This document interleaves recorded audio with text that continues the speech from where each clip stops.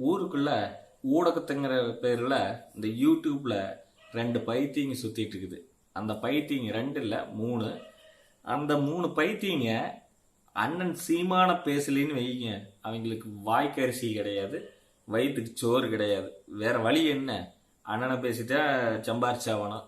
ஏன்னா அவங்களுக்கு ஒன்றும் இல்லை, கொள்கையும் இல்லை, கோட்பாடும் இல்லை, தத்துவமும் இல்லை. கோட்டர் ஒன்று தான்.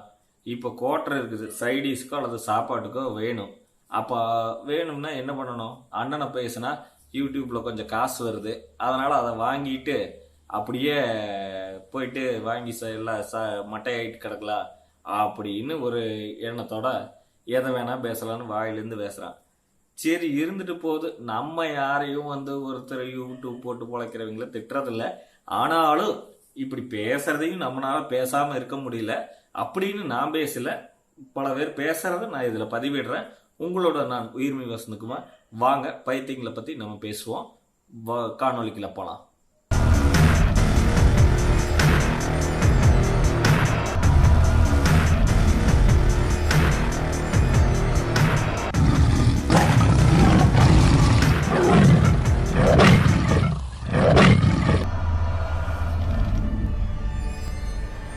தாய் தமிழ் உறவுகளுக்கு வணக்கம். பொதுவாக ஒரு கட்சினா ஒரு கொள்கை, கோட்பாடு, தத்துவம், ஒரு தலைவன் வழி நடத்தல் இருக்கும். இவங்க எந்த தலைவன் வழி நடத்தல் நடக்கிறாங்கன்னு தெரியல. யார் திருடுறதுக்கோ, கொள்ளையடிக்கிறதுக்கும், கும்மால் அடிக்கிறதுக்கும், அல்லது இந்த கோழி பிரியாணி கொடுக்கறதுக்குமான ஐடியாலாம் சொல்லி தந்தாங்கன்னு தெரியல.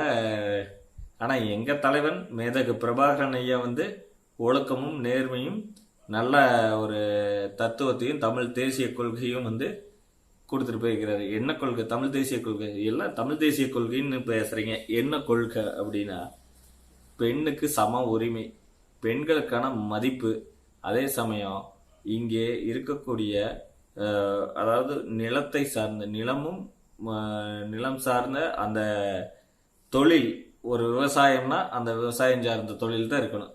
கண்ட கசமாலத்தை கொண்டாந்து நான் லண்டன் போகிறேன், ஆப்பிரிக்கா போகிறேன், அமெரிக்கா போகிறேன்னு சொல்லிட்டு அவன்கிட்ட கமிஷன் வாங்கிட்டு இங்கே நிலத்தை கூறு போட்டு விற்கிற தத்துவம் இல்லை. நிலம் சார்ந்த அந்த விவசாயம் சார்ந்த மக்களுக்கு ஏற்புடைய தொழிலை செய்து மக்களுக்கான வாழ்வை, பொருளாதாரத்தை முன்னேற்றி அனைத்து உயிர்களுக்குமான அரசியல் செய்கிறது தான் தமிழ் தேசிய தத்துவம். இது புரியாத இந்த புரடைகள்னு அதை என்ன சொல்லுவாங்க, யூடியூப் புரடையா? ஐயோ வாயில் வரமாட்டேங்குது. என்னன்றது யூடியூப் ரூட்டஸா? சரி, ஏதோ ஒன்று நம்ம வாயில் வரமாட்டேங்குது. ஒருத்தர் சேனலில் போய் நம்ம சொல்ல மாட்டோம். ஆனால் வேறு வழி இல்லை. நம்மளை இப்போ ஏதோன்னு சொல்கிறப்ப நாமளும் சொல்ல வேண்டிய அவசியத்துக்கு கட்டாயமாக வரும்ல. அதனால் 2 பைத்தியங்க உட்காந்து மெண்டலுக்குள்ளாட்ட பேசிகிட்டு இருக்கோம். அது எப்படி பேசுறதுக்குன்னா, அண்ணன் செந்தமிழன் சீமானண்ணன் இந்த விக்கிரவாண்டியில் பொதுக்கூட்டத்தில் பேசுகிறப்ப அண்ணன் தேமுதிகை காட்டியும் அதிமுகட்டையும் பிச்சை எடுத்ததா சொல்லிட்டு இருக்கிறானுங்க, கால் விழுந்துதா சொல்லிட்டு இருக்கிறானுங்க. அட பைத்தியங்கள, திமுக நீங்க, நான் கேட்குற ஒரே விஷயம், இப்போ நீங்க ஆதரிச்சு பேசக்கூடிய திராவிட கொள்கையில என்ன உருப்படியான கொள்கை இருக்குது? சரி, பெரியார் கொள்கையை எடுத்துப்போம்.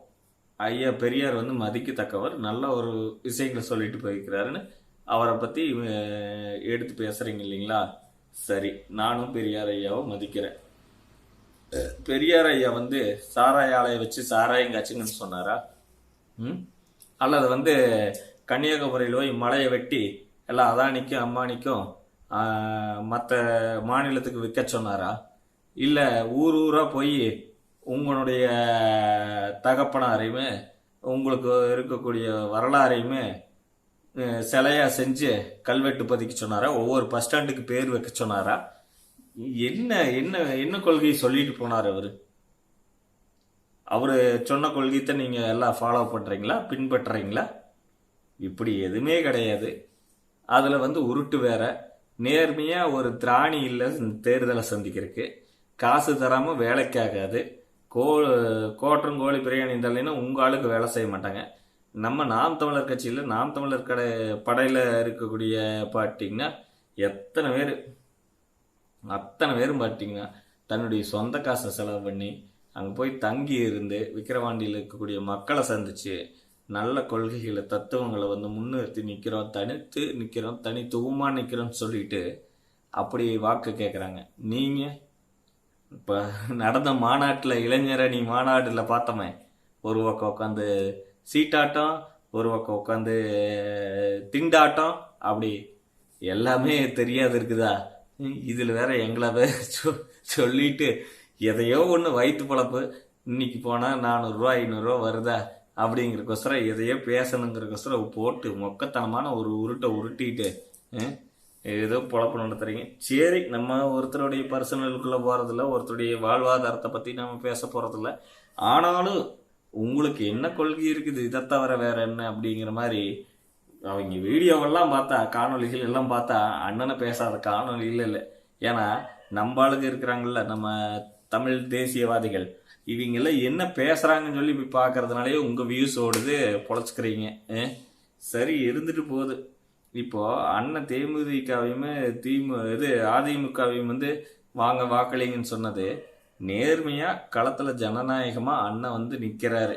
நீங்கள் திராணி இல்லாமல் பல கூட்டணிகளோட நின்றுட்டு ஒத்தையாக நிற்கிறதுக்கு பயப்பட்டுட்டு கூட்டணி தத்துவத்தோடு நின்றுட்டு அதுவும் நேர்மறையான ஒரு அரசியலை கையில் எடுக்கிறீங்களா? போய் பணநாயகத்தை வச்சு அடிக்கிறது, எல்லாத்துட்டையும் பரிசு பொருள் அது இதுன்ட்டு அந்த ஃபார்முலா இந்த ஃபார்முலான்ட்டு நேர்மையை எதிர்கொள்ள சத்தியம் பண்ணி நேர்மையாக எதிர்கொள்றதுக்கு முதல்ல தைரியம் இருந்தால் இதை பற்றி பேசுறதுக்கு தயாராகல, விவாதம் பண்ணுறதுக்கு அதை பற்றி ஒன்றும் கிடையாது. இதில் வேற 1008 அண்ட புழுகு ஆகாச புழுகு எல்லாத்தையுமே. சரி, இப்போ அண்ணன் எதுக்கு கூப்பிட்டாரு அப்படின்னா, ஏற்கனவே அதிமுக வந்து அவங்க தேர்தலை புறக்கணிச்சிட்டாங்க. ஏன்னா உங்கள் லட்சணம் தெரிஞ்சு போயிடுச்சு அவங்களுக்கு. அவங்களும் இதையெல்லாம் பண்ணிட்டு தான் வந்திருக்கிறாங்க, இல்லைன்னு சொல்லல. அதே மாதிரி தேமுதிகவில் பார்த்தீங்கன்னா விஜய பிரபாகரன் ஐயாவுக்கு பார்த்தீங்கன்னா அங்கே அநீதி இழைக்கப்பட்டதாக பேசப்படுது நடந்து முடிந்த நாடாளுமன்ற தேர்தலில். அப்படி ஒரு லட்சணத்தில் நீங்கள் எல்லாமே ஒரு வேலை செஞ்சீங்க. சரி, இருந்துட்டு போகுது அப்படின்னு, அதாவது நான் சொல்லலை, ஒரு வேலை செஞ்சீங்கன்னு சமூக வலைதளத்துலையுமே அந்த செய்தியில் வந்த செய்தி வச்சு தான் நான் சொல்கிறேன். எனக்கு அதை பற்றி முழுமையான ஒரு விஷயம் தெரியாது. இருந்தாலும் நம்ம பேச வேண்டிய இடத்துக்கு வரமில்ல கட்டாயத்துக்கு, அதனால் அந்த பேசுகிறோம். அந்த இடத்துல அவர் வந்து கேட்குறது என்னென்னா, நீங்கள் வந்து எப்படி இருந்தாலும் உங்களுக்கு ஓட்டு போட போகிறதில்ல தேமுதிக காரங்களோ அதிமுக காரங்களோ, அப்புறம் அந்த ஓட்டு என்ன நோட்டாவுக்கா போட முடியும்? அட்லீஸ்ட் உங்களை எதிர்த்து நின்று நாங்கள் வெற்றி அடையக்காது அந்த ஓட்டை வேஸ்ட் பண்ணாமல் ஜனநாயக கடமையாட்டுறதுக்கு அது எங்களுக்காவது போட்டுட்டு அப்படிங்கிறக்கோசரம் தான் அது சொல்கிறது. 2026 அண்ணன் செந்தமிழன் சீமான் வெல்வது உறுதி. உங்கள் டவுசர் கிளியறது உறுதி. உங்களுக்கு ஒருவேளை துண்டு எடுத்து வச்சுக்கிறோம். ஏன்னா ஒருவேளை கிழிஞ்சிருச்சுன்னா கோவடம் கட்டுறதுக்காவது வேணும்ல, அதனால் எடுத்து வச்சுருக்கிறோம். இருந்தாலும் இது தவிர வேறு வழி இல்லை, இதை பேசி தான் பழைச்சிட்டு இருக்கிறதுனால ஏதோ எங்காலையிலுமே சரி எதை பேசிட்டு போகிறாங்க அப்படின்னு சொல்லிட்டு உங்களை பேசுகிறதுக்கெல்லாம் எங்களுக்கு என்ன சொல்கிறது, நிறையா விஷயங்கள் இருக்குது பேசுறதுக்கு. ஆனால் எங்களுக்கு மக்கள்கிட்ட கொண்டு போய் வெட்டி நியாயம் பேசுறதை விட்டு போட்டு ஆக்கப்பூர்வமான ஒரு நல்ல தத்துவங்களை வந்து மக்கள்கிட்ட கொண்டு போய் புரிதல், அரசியல் பேசணும், அரசியல் பழகணும், அரசியல் புரிதல் ஏற்படுத்தணும், அரசியல் களமாடணும் அவங்க அப்படின்னு சொல்லி எல்லா விடயத்துக்கும் ஒரு ஏற்பட வேண்டியது. நீட் தேர்வுக்கு மந்திரம் சொன்ன நீங்கள் இன்னைக்கு வரைக்கும் அந்த நீட் தேர்வுக்கு போய் கெஞ்சிட்டு இருக்கிறீங்க. நீங்கள் இப்போ ஓட்டுக்கு கெஞ்சுறதை பற்றி பேசுகிறீங்க. நீட் தேர்வுக்கு என்ன நடந்தது அதை பற்றி இன்னும் சாதிவாரி கணக்கெடுப்பு இப்போ தான் சட்டமன்றத்தில் பேச ஆரம்பிச்சிருக்கிறீங்க. சாதிவாரி கணக்கெடுப்பு இன்னி வரைக்கும் எடுக்கல. குடிவாரி கணக்கெடுப்பு எடுத்தால் எல்லாம் அம்பலம் தெரிஞ்சு போயிடும், வேலை வாய்ப்புலேருந்து என்னென்ன நடந்திருக்குது அப்படின்னு சொல்லி. அதனால் வந்து இந்த பரந்தூர் விமான நிலையம் எதுக்காக அமைக்கிறீங்க? இந்த சிப்காட் மேல்மா சிப்காட்டில் என்ன நடக்க போகுது? இந்த மாதிரி எல்லா விடயத்துலேயும் அண்ணன் செந்தமிழன் சீமான் பிச்சு எல்லாம் வச்சுக்கிட்டாரு. உங்களை பற்றி உண்மையை வெளியே எல்லா மக்களுக்கும் தெரிஞ்சு வச்சு வண்டவாளமெல்லாம் தண்டவாளம் ஏறிடுச்சு. அதனால் அது இது முதற்கொண்டு என்னது இந்த கள்ளச்சாராயம் காய்ச்சினது முதற்கொண்டு எல்லாம் கிளின்னு கிழிச்சு தொங்க விட்டு உட்கார வச்சிருக்கிறாங்க. இருந்துட்டு போகுது. அதே சமயம் உங்கள் அம்மா இருக்கிறாங்கள, நம்ம கனிமொழி அம்மா, மதிப்பிற்குரிய கனிமொழி அம்மா அவர்கள் இது வரைக்கும் ஏன் ஒரு செய்தியாளர் சந்திக்க முடியல? செய்தியாளர்கள் மைக்கை பிடிச்சிட்டு போனாங்கன்னா ஊடகவியாளர்கள்லாம் போனாங்கன்னா ஏன் ஐயோ அப்படின்ட்டு போகிறாங்க. அதற்கு காரணம் என்ன? பதில் சொல்லுங்க. இந்தியாவிலேயே இளம் விதவைகள் உருவாக்கி கொண்டிருக்கக்கூடிய மாநிலமாக தமிழ்நாடு இருக்கிறது. காரணம் சாராயம் சாராயம் சாராயம். சரி, நீங்கள் இப்போ ஆட்சியில் இருக்கிறீங்க, ஞாபகம் இருக்குதா? ஒருவேளை ஞாபகம் இல்லைன்னா என்ன பண்ணுறது? மக்கள்கிட்டையாவது போய் கேளுங்க. நீங்கள் யார் ஆட்சியில் இருக்கிறேன்னு கேளுங்க. எந்த கட்சி ஆட்சியில் இருக்குதுன்னு கேளுங்க. யார் முதலமைச்சர்னு கேளுங்க. யார் எம்பியாக இருக்கிறா, யார் எம்எல்ஏவாக இருக்கிறான்னு கேளுங்க. ஒருவேளை அந்த தெரியலினா கூட குடிமக்கள், நீங்கள் உருவாக்கின குடிமக்கள்கிட்ட போய் கேளுங்க. உங்கள் வீட்டு இருக்கிற ஏவாவேலு அவர்களே ஒரு பத்திரிகை, எம்ஜிஆர் காலத்தில் பத்திரிகை செய்தியில் என்ன சொல்லியிருக்கிறாரு? ஐயா கருணாநிதி தான் தமிழர்கள் குடிச்சு பழவதற்கான காரணம். இங்கே இருக்கக்கூடிய மக்கள் அத்தனை பேருக்கு குடிப்பழக்கமாக உருவானது காரணமே ஐயா கருணாநிதி அவர் குடிக்க வைக்கிறாரு அப்படின்னு சொல்லி ஒரு பத்திரிகை செய்தி வந்து வெளியிருந்ததா நம்ம ஒரு தகவலை பார்த்துருக்குறோம் சமூக வலைதளத்தில். நான் சொல்லலை, அந்த செய்தி சொல்லுது. அமைச்சர் எழுவாக இருக்கிறவர் அந்த விஷயத்தை சொன்னார் அப்படின்னு அந்த செய்தி பதிவிடப்பட்டிருக்குது. எனக்கு தெரியாது, வாட்ஸ்அப்பில் அனுப்பிச்சாங்க, அதை பார்த்து படித்து நான் இதில் சொல்கிறேன். அப்படி 1974 வந்து பார்த்திங்கன்னா ஐயா கருணாநிதி அவர்கள் வந்து மதுவிலக்கை வந்து கொண்டாடுறோம் அப்படின்னு சொன்னாங்க. அதுக்கப்புறம் அவருடைய மகனான இப்போ இன்றைய முதலமைச்சராக இருக்கக்கூடிய மாண்புமிகு ஸ்டாலின் ஐயா அவர்கள் வந்து எதிர்கட்சியாக இருக்கிறப்ப இங்கே நாட்டில் வந்து ஒன்றுமே இந்த சாராயம் இல்லாமல் எதுவுமே நடக்கிறதில்ல, அதனால் வந்து தயவு செஞ்சு இந்த மதுவிலக்கை அமுல்படுத்துங்க அப்படின்னு சொல்லி சொன்னார். இப்போ நீங்கள் தான் ஆட்சியில் இருக்கிறீங்க, அதை அமுல்படுத்தி இருக்கலாம். ஒரு பச்சைங்களை கையெழுத்து போட்டால் வேலை முடிஞ்சுது, ஆனால் அது நடக்கலை. ஆனால் அதை ஞாபகப்படுத்துகிறோம். அதே மாதிரி இப்போ அமைச்சராக இருக்கக்கூடிய ஒரு பொறுப்புமிக்க தார்மீகமிக்க ஒரு நம்ம ஐயா மாண்புமிகு ஸ்டாலின் அவர்களோட மகன் உதயநிதி ஸ்டாலின் அவர்கள் டாஸ்மாக் முற்றிலும் மூடப்படும், மதுவிலக்கு அமுல்படுத்தப்படும்னு போர்க்கொடி தூக்கி எல்லா மக்கள்கிட்டையும் போய் பேசி ஓட்டு கேட்டார். எப்படி உங்களுக்கு நான் மதுவிலக்கு அமல்படுத்திடுவோம், அதனால் நீட் தேர்வை ரத்து பண்ணிடுவோம், நீட் தேர்வு மந்திரம் என்கிட்ட இருக்குது அப்படின்னு செங்கலில் காமிச்சாரு, என்னென்னமோ காமிச்சார். நம்ம அதெல்லாம் சொல்ல தேவையில்லை. அதனால் எப்படின்னா இப்படி தான் உருட்டுக்கள் இந்த மாதிரியே உருட்டிக்கிட்டு நம்ம வந்து போயிடலான்னு பார்க்குறீங்க. ஆனால் மக்கள் தலையில் மிளகா அரைச்சிக்கலன்னு அப்படிலாம் கிடையாது. எதுவும் இந்த 500ங்கிறது 1000 ஆகி 1000ங்கிறது 5000 ஆகி இன்னைக்கு நாம் தமிழர் கட்சினால ஓட்டோட மதிப்பு இன்னைக்கு அதிகமாகிட்டு இருக்குது. ஒருத்த காசு கொடுக்காம பெண்களுக்கு சமநீதி சமத்துவம் என்ன சொல்கிறது சமூக நீதி இது சம உரிமையெல்லாம் பேசி போட்டு அவங்களுக்கு ஒரு பெண் வேட்பாளரை நிறுத்த முடியலையே உங்களால். ஆனால் அண்ணன் செந்தமிழன் சீமன் பாருங்க, எத்தனை கிட்டத்தட்ட 40க்கு 40 பார்த்தீங்கன்னா 20 தொகுதிக்கு பெண்களுக்காக தான் கொடுத்துருக்கிறார். அதே மாதிரி நம்ம சட்டமன்ற தேர்தலாக இருக்கட்டும், இப்போ நடக்கக்கூடிய விக்கிரவாண்டி இடைத்தேர்தலாக இருக்கட்டும், பெண்ணுக்கு தான் கொடுத்துருக்கிறாரு. இப்படி அண்ணன் வந்து பெண்களை வந்துச்சு அந்த கொள்கைக்கு இணங்க அவர் வந்து அதை செய்கிறார். நீங்கள் எத்தனை சதவீதம் வந்து பெண்களுக்கு இடஒதுக்கீடாக நீங்கள் வந்து வேட்பாளராக நிறுத்தறதுக்கு எத்தனை பேர்த்த கொடுத்தீங்க? முதல்ல உங்கள் மேடைகளில் பெண் வேட்பாளர்களோ அல்லது இந்த பெண் பதவியில் இருக்கிறவங்களோ பாதுகாப்பாக உங்கள் மத்தியில் நிற்க முடியுதா?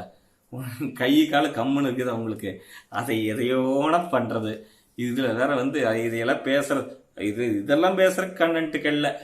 சும்மா அந்த வீடியோ ஒரு அரை மணி நேரம் போடுறது, சீமான் அப்படி சீமான் இப்படி சீமான் இது ஒரே செய்தியே உருட்டுன்னு உருட்டுறது, வேற வழி தெரியல.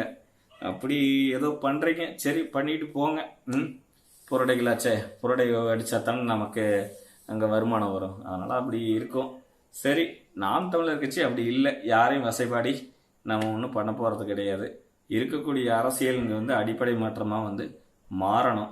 இங்கே ஒவ்வொருத்தரும் அரசியல் தெரிஞ்சுக்கணும், அரசியல் பேசணும், அரசியல் பழகணும், அரசியலை கையில் எடுக்கணும். இளம் தலைமுறையினர் இந்த புரடைகளில் இருக்கிறதுல இந்த புரடைகளை பற்றி நல்லா தெளிவாக தெரிஞ்சுக்கணும். இன்னைக்கு வரைக்கும் நீட் தேர்வில் இவ்வளோ குளறுபடி, நீட் தேர்வு மிக பாதுகாப்பானது அப்படின்னு சொல்லிட்டு ஊக்கு முதற்கொண்டு வளையல் முதற்கொண்டு கம்முனு முதற்கொண்டு பட்டன் முதற்கொண்டு எல்லாம் கட் பண்ணிவிட்டு விட்டாங்க. ஆனால் இத்தனை குளறுபடிகள் நடந்திருக்குது. இப்போ இதை வச்சே நம்ம நீட் தேர்வை ரத்து பண்ண முடியும், ஆனால் அதை பண்ண மாட்டாங்க. அப்படி இருக்கக்கூடிய விஷயத்தில் இதை எதிர்க்கிறதுக்கு திராணி இல்லை ஆனால் இந்த விஷயத்தை வந்து உட்காந்துட்டு மணிக்கணக்காக பேசிட்டு இருப்பீங்க. சரி, எதுவோ நடக்கட்டும். விக்கிரவாண்டி தொகுதியில் வெல்வது உறுதி. மக்கள் இதை தெளிவாக புரிஞ்சுக்கணும். உருட்டி உருட்டி உருட்டி நம்மளை மொட்டை அடிச்சு வச்சுக்கிறாங்க. தெளிவாக தெரிஞ்சுக்கங்க. விக்கிரவாண்டியில் மைக் சின்னத்தில் நம்ம பெண் வேட்பாளரான மருத்துவரான அபிநயா அவர்களுக்கு வந்து அண்ணன் செந்தமிழன் சீமானின் அன்பு தங்கை அபிநயா அவர்களுக்கு மைக் சின்னத்தில் வாக்களிங்கன்னு சொல்லிட்டு உங்களிடமிருந்து விடைபெறுகிறேன். நன்றி.